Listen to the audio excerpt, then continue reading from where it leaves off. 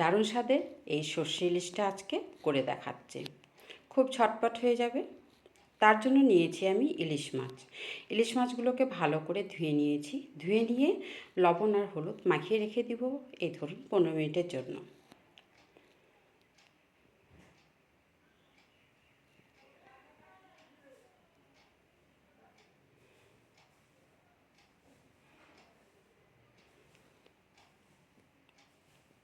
তো এটা এখন 15 মিনিটের জন্য রেস্টে থাকুক।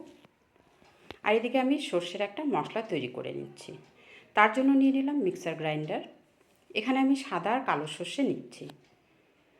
এই সর্ষেটা আমি ভালো করে ধুয়ে নিয়ে শুকিয়ে পরিষ্কারভাবে রেখে দিয়েছি, তার জন্য ডাইরেক্ট দিয়ে দিলাম। সর্ষেটার মধ্যে দিচ্ছি কাঁচা লঙ্কা, দিচ্ছি লবণ আর সামান্য হলুদ। সামান্য জল দিয়ে একদম মিহি স্মুথ একটা পেস্ট তৈরি করে নেব।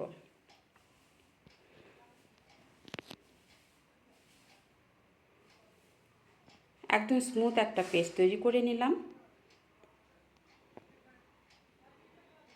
এত স্মুথ পেস্টটা হয়েছে, তবুও কিন্তু একে আমি ছাঁকনি দিয়ে ছেঁকে নেব। তার কারণ হচ্ছে এই সর্ষের যে ছিলকাগুলো থাকে ওগুলো অনেকের পেটে হজম হয় না, কিংবা একটু গ্যাস হয়ে যায়। তো তার জন্য যদি এইভাবে ছাঁকনি দিয়ে ছেঁকে নেওয়া যায় তাহলে ওই সমস্যাটা আর হয় না।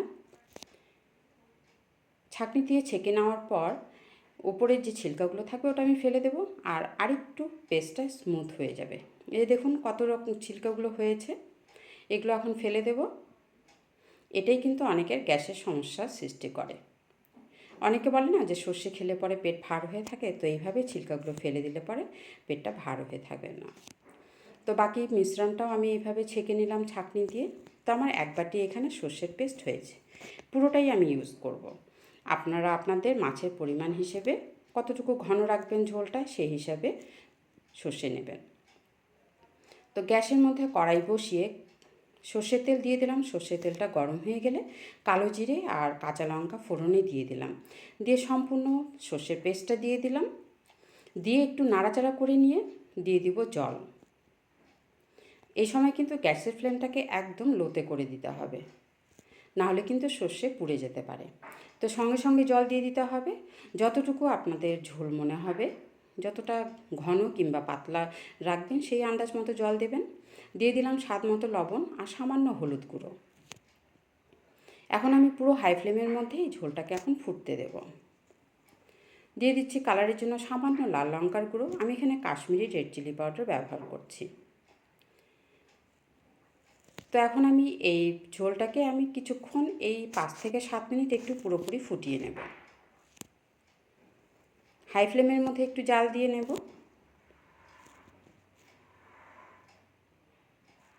এখন আমি এর মধ্যে ম্যারিনেট করে রাখা মাছগুলো দিয়ে দিচ্ছি। লবণ হলুদ মাখিয়ে যে রেখেছিলাম মাছটা, সেটা দিয়ে দিলাম।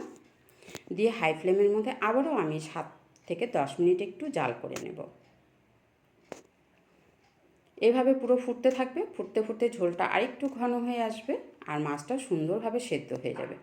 এখন আমি কাঁচা লঙ্কা দিয়ে দিচ্ছি আর গ্যাসের ফ্লেমটাকে অফ করে দিয়ে একটু কাঁচা সর্ষের তেল দিয়ে ঢেকে কিছুক্ষণ রেস্টে রেখে দেব।